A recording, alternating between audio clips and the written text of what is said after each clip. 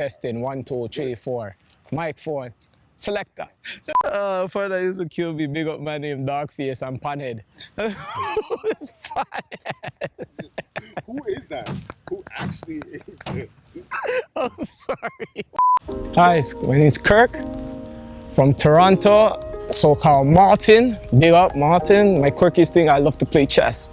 My name is Laurine. I am born in Alberta, Edmonton, Alberta, and I grew up in Mississauga. One thing quirky about myself is that I aspired to be an amateur barber. So one day I hope to be able to give somebody a lineup. I was able to let Kirk convince me to ball off his head one time, but that's as far as I've gotten. But one day I will give someone a proper lineup and start my own thing. It worked out okay, but again, all I got to do was ball it off, and then we went to the barber after and they said I missed some spots. But I figured I did very well. It wasn't, noticeable to regular people, just to a barber who's an expert, I met Laurine at her auntie's house. It was her cousin's birthday. Shout out to Toya.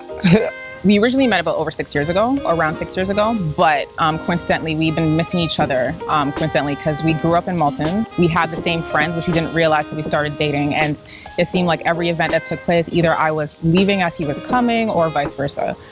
We actually connected for the first time at a barbecue. He doesn't remember this, or I don't think he remembers this, but I was serving food to people and he was there and I asked him if he wanted something and I gave it to him and then his eyes caught my attention, and I didn't see him again until another event where I was frustrated about something and he wouldn't leave me alone. He kept bothering me and asking how he can cheer me up and kept asking for my number. I approached her. I asked her for her number. I got her number. Directly I gave her my phone and she put her number in my phone. From ever since we've been friends, started off as friends, and then from friends turns out to relationship, and here we are right now getting married. And he started calling me from there and wouldn't stop, which is a good thing, right? Or else we wouldn't be here today. He was just trying to make me laugh and trying to make me feel better. And again, he wasn't really crossing the line and making it inappropriate. It was more so making little jokes here and there and offering to help me out with little things. And from ever since, it's been hands up from then. Coincidentally, I got into a little fender bender and he called me while I was there. And as soon as he heard what was wrong, he wanted to jump on his bike and come help me. And he didn't even know me that well at that point. But the fact that he was willing to do that for me, it really stuck to me. And that's when I started to take the relationship a lot more serious. And I knew that it was going to go somewhere. She's organized. She knows what she wants. Laurine's a type of person that she's very oriented person. She dreams big. That's a good thing. I love that about her. And she's very focused. He has this way of throwing back his head and his tongue kind of curls out a little bit. So that's the funniest thing. I can't, when he starts laughing, you can't help but start laughing too, because the way his whole body and face gets into it. Oh, he does have this one thing where his fly is always down. Always down. To the point where I went to his aunt's house and was looking at baby pictures, and sure enough, there was a picture when he's 3 years old and his fly was just wide open. And I'm just from your little bit until now, you can't, but it's him, so. The sweetest thing she ever did for me is that she called me up, brought me up for my birthday, figuring that we were going to go bowling, and I seen all my friends there. She did this all the time. We went to dinner, and it was my whole family there. I seen my dad down to nieces and my sisters, and my father, which he's the hardest person to get, but she got him. So yeah, I say those are the sweetest things. I don't like shopping, surprisingly, but we were shopping, I was going through some things, and being the responsible person that I realized I couldn't buy everything that I wanted. And so there was this one jacket that I really, really wanted, and so I put it back, and sure enough, Christmas, he actually got it for me, and that was months away from when we saw it. And so I was actually surprised that he made the effort to go back and get that specific item for me and get it for me for Christmas, so yeah. I started to realize okay, she really wants to be with me.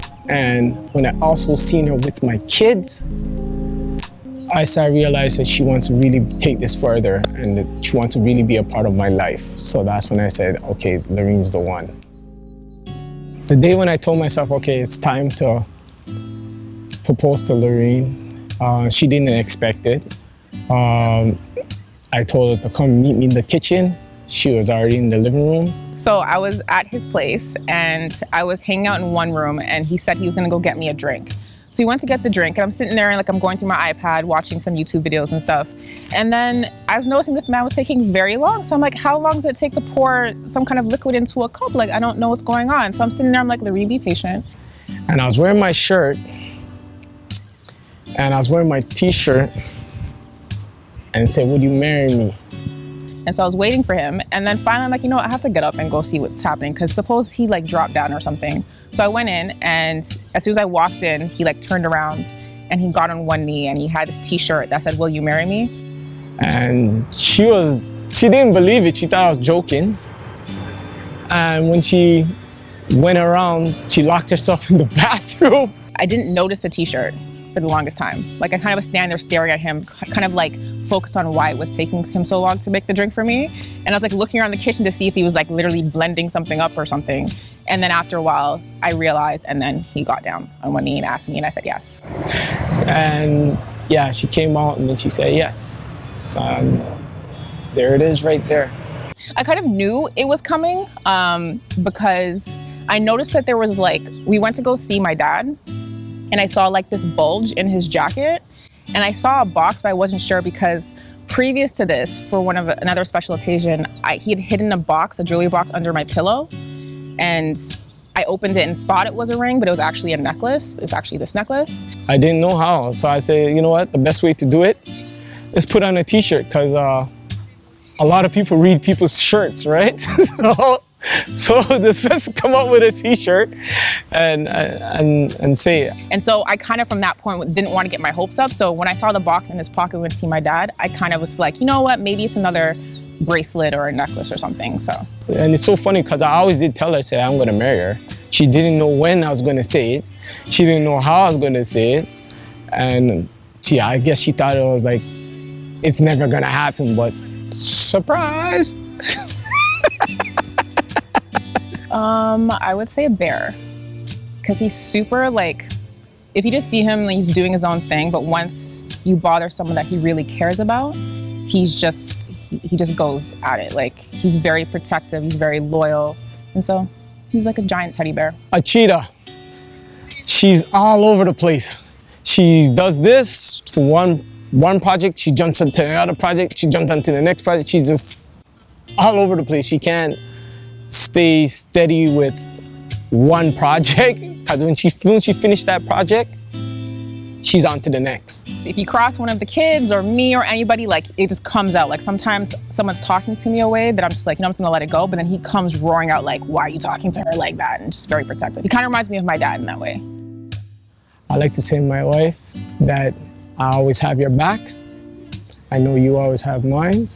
It's me and you against the world. And just face more challenges and more goals and just accomplish what we need to accomplish. And now your name is Mrs. Campbell and extend this family. And I love you. Just want to keep telling him how much I love him and how I'm looking forward to watching him grow old. This man never ages. So I'm actually looking forward to seeing how he ages and if he ages. But aside from that, growing old with him and how much I'm looking forward towards that.